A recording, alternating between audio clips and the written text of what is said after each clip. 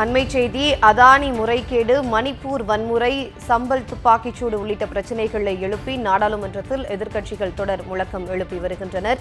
விவாதம் நடத்த அனுமதி மறுக்கப்பட்டதால் கடும் அமளி நிலவியது. அதனால் மக்களவை நாள் முழுவதும் ஒத்திவைக்கப்பட்டது. நண்பகல் 12 மணி வரை அவை ஒத்திவைக்கப்பட்ட நிலையில் மீண்டும் கூடிய போதும் எதிர்க்கட்சிகள் தொடர் முழக்கத்தால் நாள் முழுவதும் ஒத்திவைக்கப்பட்டிருக்கிறது.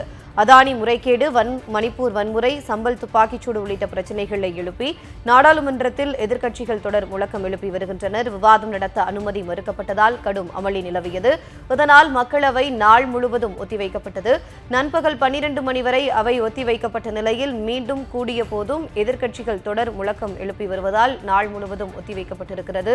இது தொடர்பான கூடுதல் விவரங்களை எமது டெல்லி சிறப்பு செய்தியாளர் பால்முருகனிடம் கேட்கலாம். வணக்கம் பால்முருகன், கூடுதல் விவரங்களை பதிவு செய்யுங்க.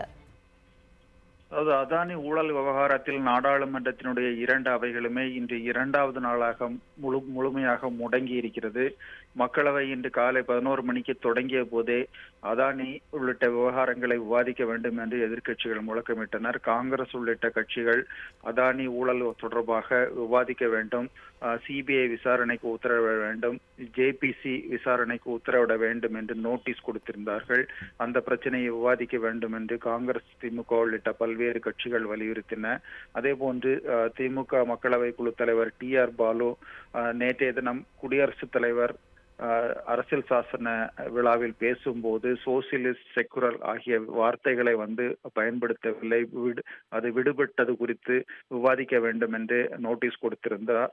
அது குறித்து விவாதிக்க வேண்டும் என்று வலியுறுத்தினார். இதே போன்று மணிப்பூர் உள்ளிட்ட பல்வேறு விவகாரங்களை விவாதிக்க வேண்டும் என்றும் பல கட்சிகள் கோரிக்கை வைத்து முழக்கமிட்டனர். இதன் காரணமாக முதலில் 12 மணி வரை அவை ஒத்திவைக்கப்பட்டது.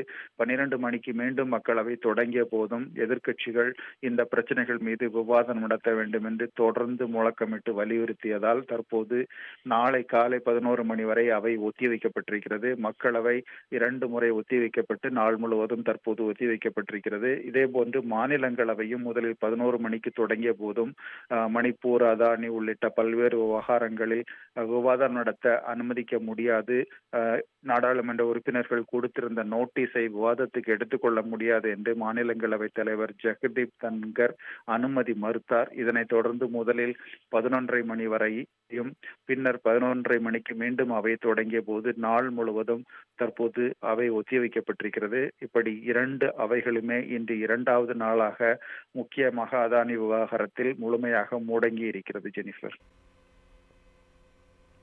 விவரங்களை வழங்கியமைக்கு நன்றி பால்முருகன்.